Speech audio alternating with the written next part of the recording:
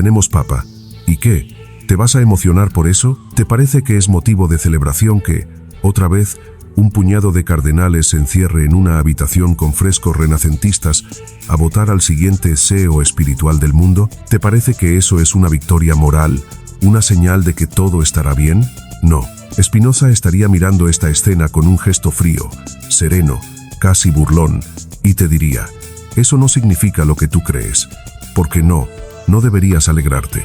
Y no porque él odiara a la Iglesia o a los papas, sino porque entendía algo que tú quizás no quieres entender. El poder simbólico no es poder real, y la esperanza puesta en figuras es solo una forma elegante de autonegación.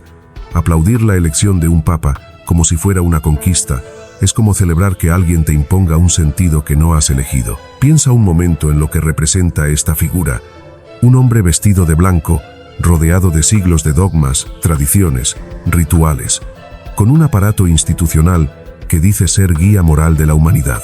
Spinoza, desde su filosofía afilada como un cuchillo, te diría: no confundas representación con esencia, porque para él, lo que eres y lo que ves no siempre coinciden. Lo que parece divino, justo o bueno, tal vez solo es la forma más sofisticada de mantener el orden. No el orden cósmico, no el orden natural, sino el orden del miedo. La religión institucionalizada, para Spinoza, no es más que un lenguaje construido para administrar pasiones. Y nada hay más manipulable que una masa humana atada por pasiones. Así que cuando ves al Papa asomarse por el balcón y la multitud estalla en gritos, no estás viendo a un guía espiritual iluminando a su pueblo. Estás viendo una maquinaria simbólica funcionar a la perfección. Spinoza lo sabía. La alegría popular frente a una autoridad recién ungida no es un signo de esperanza, es un síntoma de dependencia. Es la evidencia brutal de que aún necesitamos que otro nos diga qué es bueno, qué es malo, qué debemos hacer.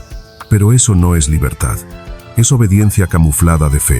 Es servidumbre envuelta en incienso. Spinoza te hubiera dicho que el problema no es el Papa. El problema eres tú. Sí, tú, que necesitas un Papa. Tú, que te emocionas con el humo blanco porque piensas que algo profundo ha ocurrido. Tú, que aplaudes cuando oyes Habemus Papam, como si el mundo fuera ahora un lugar mejor. Él te diría: si estás esperando que otro te diga cómo vivir, aún no has empezado a vivir. El hombre libre, decía Spinoza, solo se guía por la razón. No se deja llevar por el miedo al castigo ni por la esperanza de una recompensa futura. Pero eso es exactamente lo que representa un papa: la externalización de tu voluntad, la proyección de tus miedos y esperanzas en una figura que los administre por ti. Y ahí está la trampa, porque este juego está diseñado para parecer sagrado, pero funciona como cualquier estructura de poder. Se alimenta de tu inseguridad, y cuanto más débil te sientes, más fuerte lo ves. Spinoza no necesitaba desmontar teologías para ver el problema. Le bastaba observar cómo las masas celebraban lo que los encadena. Le bastaba entender que la mayoría no quiere libertad, quiere seguridad. Y para eso, nada mejor que una figura que se presente como la voz de Dios. Pero, dime, ¿quién decide lo que Dios dice? ¿Quién interpreta su palabra? ¿Y por qué habría que creerle más a ese hombre con sotana que a ti mismo? El escándalo para Spinoza no es que exista un papa. El escándalo es que tú creas necesitar uno. Que te parezca buena idea entregar tu pensamiento, tu moral, tus decisiones a alguien que jamás ha vivido tu vida.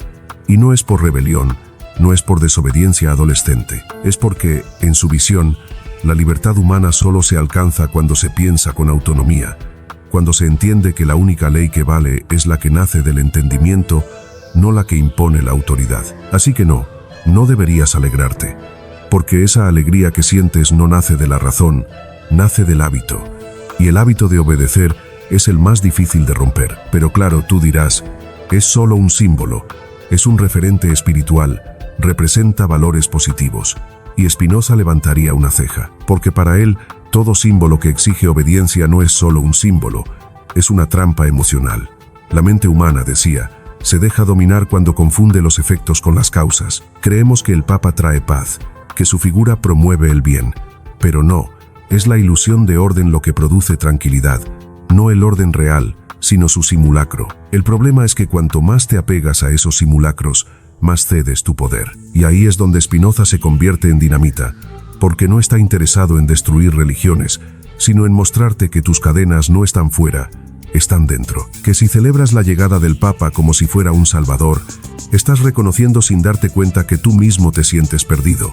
Pero eso no es espiritualidad, eso es resignación. Y la resignación, decía él, es la emoción más contraria a la libertad. Así que si gritas, «Tenemos Papa», con alegría, tal vez lo que deberías hacer es callar y preguntarte por qué lo necesitas. ¿Qué te falta para ser tú quien hable desde el balcón? No como guía de otros, sino como dueño de ti mismo. Porque ese es el punto final de todo este juego. El poder no está en el que se sienta en el trono. El poder está en los que creen que ese trono es necesario. Mientras tú sigas creyendo que solo otro puede llevar la corona, seguirás siendo súbdito. Y Spinoza no te quiere súbdito, te quiere libre. Aunque eso signifique que tengas que dejar de aplaudir y empezar a pensar. Aunque eso signifique que la alegría de tener Papa sea, en realidad, la señal más clara de que aún no has empezado a vivir como un ser humano libre. Imagina por un momento que en vez de aplaudir al nuevo Papa, haces silencio. No por respeto, sino por sospecha. Silencio como quien ve un truco de magia y no aplaude porque ha notado el hilo. Porque eso es lo que Spinoza haría. No se dejaría arrastrar por la euforia colectiva. Haría silencio. Y luego observaría con una calma que incomoda, porque no está viendo al hombre de blanco, está viendo el mecanismo. Ese momento, ese ritual de multitudes y balcones, le parecería una demostración perfecta de cómo la mente humana, cuando no es libre, puede convertir su propia sumisión en un espectáculo festivo. Y lo más inquietante, disfrutarlo. Para Spinoza, la clave del dominio no está en el látigo, sino en la emoción. El poder más eficiente no es el que se impone con violencia, sino el que se filtra por los afectos. No necesitas oprimir a una persona que ya siente amor por su opresor. No tienes que reprimir a quien ya se convence de que obedecer es lo correcto. Y aquí entra su concepto más demoledor, la servidumbre voluntaria, no como castigo, sino como elección inconsciente. La gran máquina del poder no se alimenta de represión, sino de esperanza, de ese brillo en los ojos cuando alguien cree que otro resolverá por él los dilemas de la existencia. Por eso, cuando gritas, «Tenemos Papa», Spinoza no te ve como un creyente. Te ve como un sujeto atravesado por pasiones incontroladas, conducido no por la razón, sino por emociones que te nublan. Para él, esa alegría no es evidencia de espiritualidad, sino de debilidad, porque significa que aún no puedes mirar el mundo sin necesitar un intérprete. Y eso, para Spinoza, es lo más grave, porque lo que te aleja de la libertad no es el Papa, es la necesidad que tienes de él. Es el deseo de que alguien venga a organizar tu caos, a estructurar tu moral, a decirte qué está bien y qué está mal, como si no pudieras hacerlo tú. Pero ahora vayamos más a fondo. ¿Qué diría Spinoza del discurso papal? No importa cuál papa ni qué palabras, el patrón es el mismo, llamados a la paz, a la compasión, a la familia, a la fe, todo revestido de una dulzura que parece inofensiva. Pero Spinoza vería el veneno en esa miel. No porque esos valores sean negativos, sino porque son usados como dispositivos de control emocional, porque no se te invita a pensar, sino a sentir. Y en esa diferencia para él está todo el problema. Si el discurso está hecho para conmoverte pero no para hacerte razonar, entonces su función es anestésica. Es una forma de mantenerte quieto, pasivo, receptivo, como un paciente en una camilla espiritual. Spinoza entendía que el poder que se basa en conmover es más duradero que el que se basa en mandar, porque si logras que alguien sienta devoción, no necesitas cadenas. Por eso, el poder religioso no necesita tanques ni cárceles. Le basta con el púlpito y la liturgia. No te obliga, te convence, no te golpea, te acaricia, y tú, encantado, entregas tu libertad a cambio de consuelo, a cambio de sentido. Pero Spinoza no cree que el sentido venga de fuera, cree que solo se encuentra mediante el entendimiento, que no hay salvación externa. Y por eso su crítica no es a Dios, sino a la manera en que usamos la idea de Dios para volvernos obedientes. Piénsalo así. Cuando un papa habla de Dios, ¿de qué habla realmente? No del ser infinito del que habla Spinoza, no de la sustancia eterna e inmutable que lo contiene todo. Habla de una voluntad, de un agente, de alguien que quiere algo de ti. Esa es la gran diferencia. Para Spinoza, Dios no quiere nada, Dios no espera, Dios no manda, Dios simplemente es. Y si tú lo interpretas como un padre que te observa y te juzga, estás proyectando tus miedos humanos sobre algo que no los tiene. Estás construyendo una imagen de Dios que se parece más a un rey medieval que a una sustancia infinita.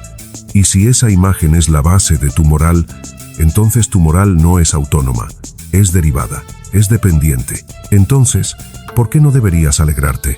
Porque esa alegría es el síntoma de una estructura donde aún necesitas que otro valide tu existencia.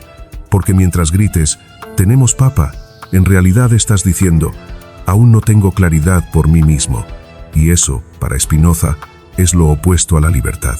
Su filosofía no es un sistema para que creas en algo, es una forma de vivir sin necesitar creer en nada más que en lo que puedes entender.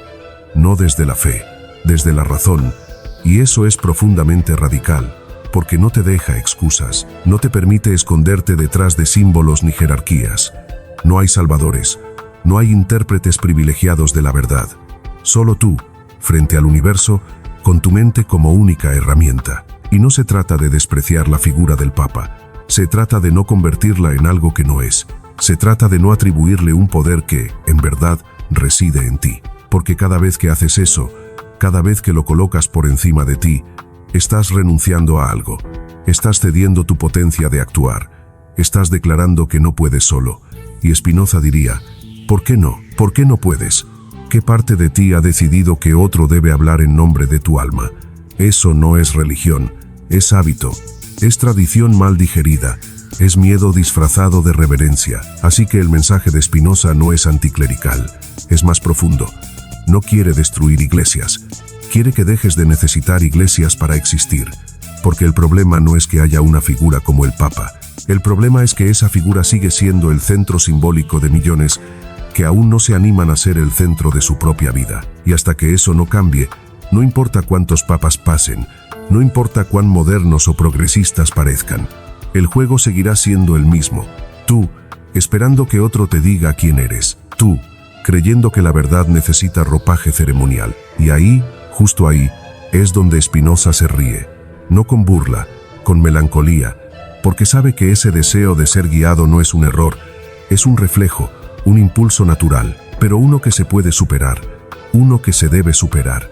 Porque mientras no lo hagas, mientras sigas gritando, «tenemos papa», con el corazón henchido, no verás lo que realmente tienes. Cadenas, muy doradas, muy antiguas, muy sagradas, pero cadenas al fin.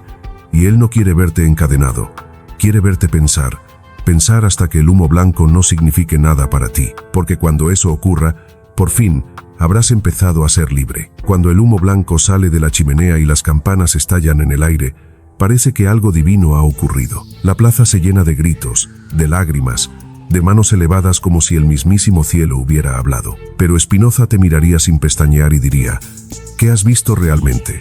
¿Un signo de Dios o un truco de teatro cuidadosamente ensayado? Porque para él, nada de eso tiene un valor intrínseco. Todo valor es prestado. Es la mente humana, atrapada en sus afectos, la que le otorga sentido a la ceremonia. Y aquí hay una verdad incómoda. El Papa no es más que un símbolo en una obra cuyo guión tú no escribiste.